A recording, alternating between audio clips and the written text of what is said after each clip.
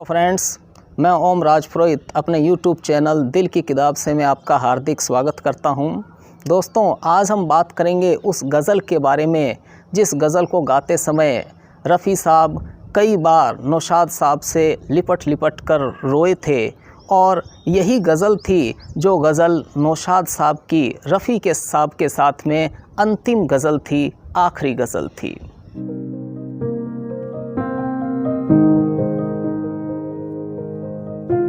दोस्तों, जिस गज़ल का मैं आपके सामने जिक्र कर रहा हूँ वो गज़ल थी हब्बा खातून फ़िल्म के अंदर। किसी कारणवश हब्बा खातून फ़िल्म है ये रिलीज़ नहीं हो पाई। इस गज़ल का संगीत है वो संगीत दिया था नौशाद साहब ने और इस गज़ल को शब्दों में पिरोया था अली सरदार जाफ़री ने।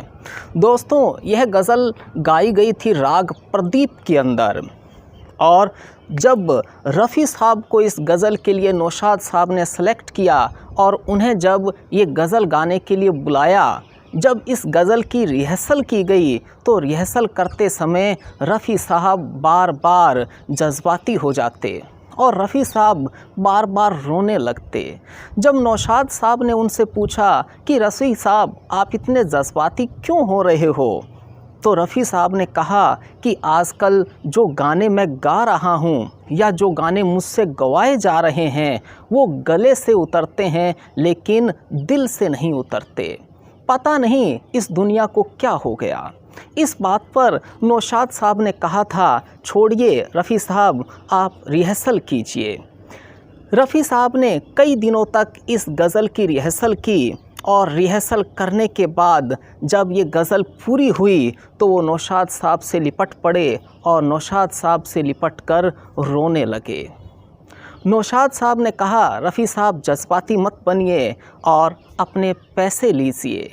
रफ़ी साहब ने कहा कि मैं पैसे नहीं लूँगा, मुझे ये गज़ल गाकर जो सुकून मिला है, जो खुशी मिली है उसे पैसों से नहीं ख़रीदा जा सकता।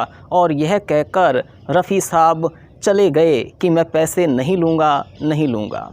रफ़ी साहब ने इस गज़ल के लिए कोई पैसे नहीं लिए और दोस्तों, ये गज़ल थी जिस रात के ख्वाब आए वो ख्वाबों की रात आ गई। शर्मा कर झुकी नज़रें और होठों पर वो बात आ गई। आप भी सुनिए इस गज़ल को और इस गज़ल का एंजॉय कीजिए। ये गज़ल एक सदाबहार गज़ल है। रफ़ी साहब ने अपनी आवाज़ देकर इसे अमर कर दिया। यह जो कहानी मैंने आपको बताई ये कहानी नौशाद साहब ने खुद ने एक बार बताई थी। दोस्तों, अगर आपको ये वीडियो पसंद आए तो सब्सक्राइब ज़रूर कीजिए, लाइक ज़रूर कीजिए। आपसे फिर जल्दी ही मिलूँगा अगले वीडियो के अंदर।